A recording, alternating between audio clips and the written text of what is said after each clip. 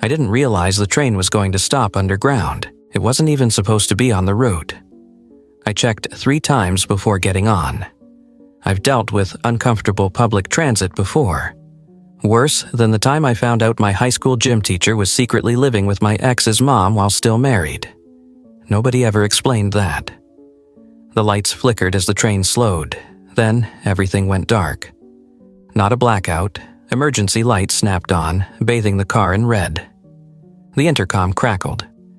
"Please remain seated." We didn't stop at a platform. The doors stayed shut. Concrete walls pressed in on both sides of the train.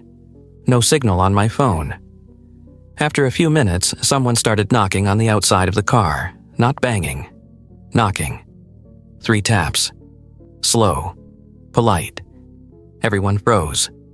A man across from me leaned forward and whispered, "They're early." I asked him what he meant. He shook his head and looked at the floor. The intercom turned on again, but this time it wasn't an announcement. It was a conversation.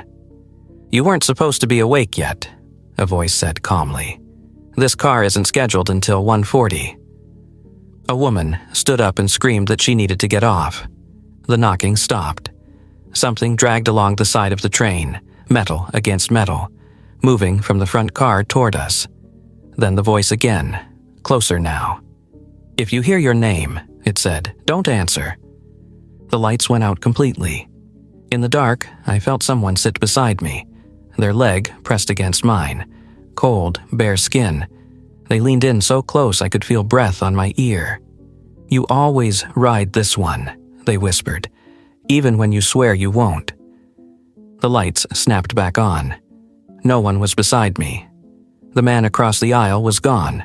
The seat where he'd been was buckled inward, like something heavy had been sitting there for years. The intercom chimed one last time. "This stop isn't for you," the voice said. "But you keep showing up anyway." The train lurched forward. The concrete walls disappeared. Normal tunnel. Normal lights. At the next station, everyone rushed off. I stayed seated, because carved into the window in front of me were 4 words, written backwards so only I could read them. "You answered last time." The doors are closing again, and the train isn't slowing down.